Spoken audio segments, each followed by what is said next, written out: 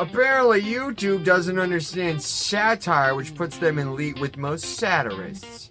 What says I that the record company's use of dead artists' intellectual property is not fair?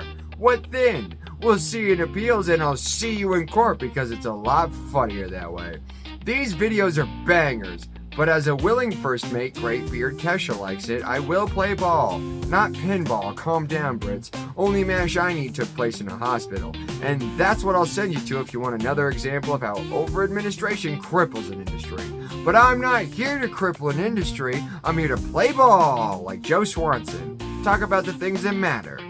Tools, industry tools, leading industry tools. And before I talk about them, before I mention this is filmed on my Samsung Galaxy, before I mention how much I love a nice Tito's Red Bull vodka at any point during my game plans, I must do my country proud. My home country of America, the United States of America, has legends. Several legends. These tell tales, tall tales of tall men with big blue oxen. Well, one. Tales of men who could lasso a tornado. Well, one. Tales of men who planted trees. Yeah, we had one of those too. And one such legend didn't plant trees, didn't cut them down with his ox, and didn't tame nature. No, he put his whole body, mind, and soul into working harder than a machine. A machine that would have done his work for him if only his bosses would see the value in a human life.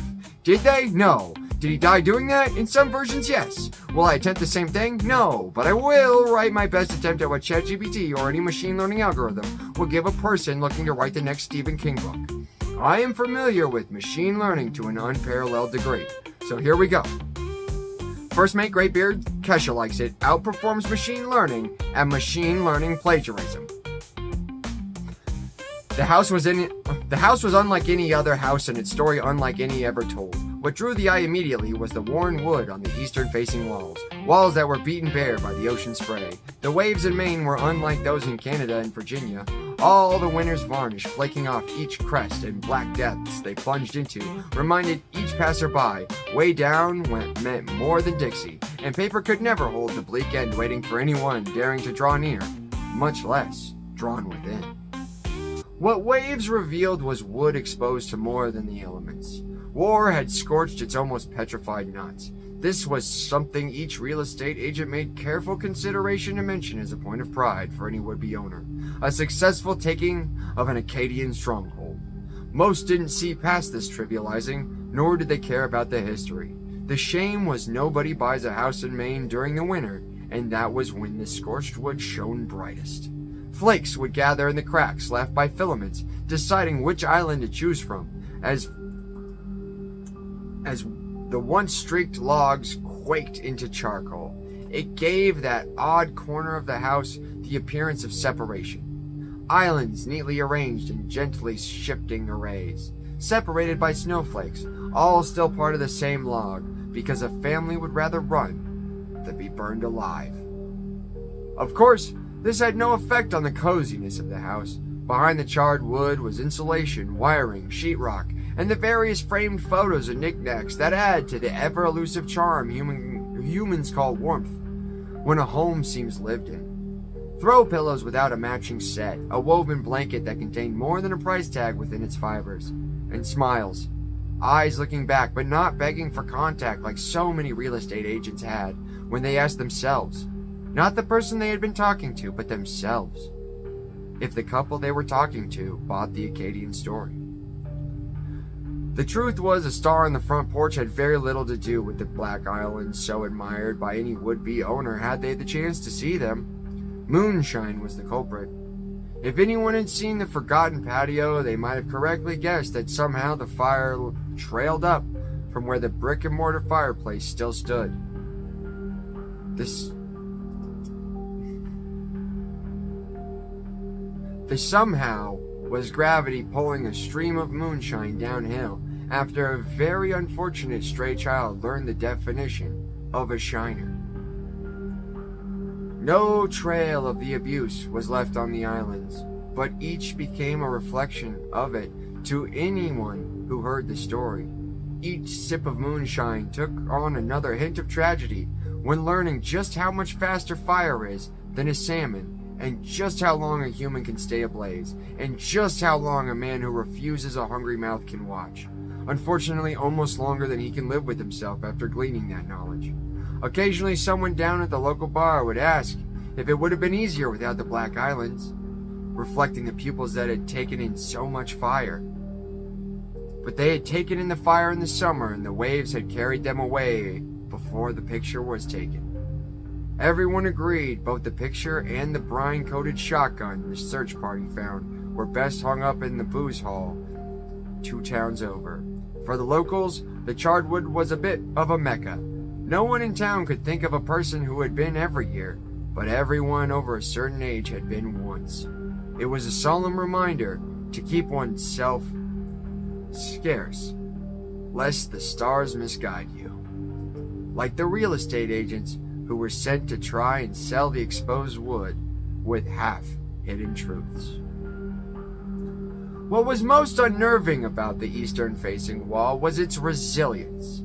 Coat after coat of paint was applied, almost in defiance of the waves. For a time, people thought it was the color they were using, a hypothesis that could almost accurately be scatter-plotted by the edges that remained after the waves determined it was time to call the painters. When the dull off-white peeled back far enough to reveal the tie-dye attempts of those who failed to keep the winter sandblasting at bay. After, the putty cracked between the islands and was replaced by snow, and the silicate-laced flakes went about their business of anything that would cover up a history they never knew, almost as if they were searching for the color of the past residents' hubris, not strong enough to pull the opposing white off in sheets, but enough pressure to snap the acrylic like the filaments the snowflakes nestled between. Strange how something so small and inanimate could be so violent, just by being where it is, and yet enough of that violence made a person feel cozy when placed above saltwater-soaked 12-gauge 2 towns to the north. That is, the day it did. The one day it was good enough to frame. And the wood looked the same now, somehow hardening with each passing solstice and equinox. Islands unmoving, the same amount of snow filling the cracks any time the paint had peeled back far enough to show a child with a tendency to wander too far. Parents hoping that their children would connect the dots between the stone fireplace and the islands on the wall. Even without the line of black, no amount of sanding could remove from the porch. Left to wonder if it was any stronger than the fear the real estate agents had that their customers would follow in those children's footsteps. Connect the dots. Unlike the brokers had when their bosses sent them to sell the house in the first place. After all, the house had ruined almost as many dreams of home flipping as it had islands on its eastern wall. Maybe when the ratio shifted, the wall would begin to change again. Would more islands change it for worse, as more amber shifted to cracked white and black? The pile of lazily discarded escrow paperwork would take longer to collect than any parent had time for or any child would care, until the paint began to peel and the sun started setting before their children came home. When the memories came back of how they learned to stay safe and close with those they trusted. When the person they trusted the most told them a story of a child just like them. The first time they saw amber turn to black and white and stop forever. No smiles, no accepting eyes, nothing soft to lay one's head on, no thrift store adventure in Tucson, Arizona to cover the grief. No thrift store adventure in Tucson, Arizona to cover the grief of the loss of a 16-year-long travel partner scattered on her favorite beach to chase balls after she went coast to coast just to be there one last time. Just amber waiting for its turn. Deborah solemnly sipped her morning coffee as she stared out on the silhouettes in the snow, thinking of calling her real estate agent or their washed-up painting company. God, I hate this house, she muttered, as an audible thump came from the attic. And scene! Come back for the rest never!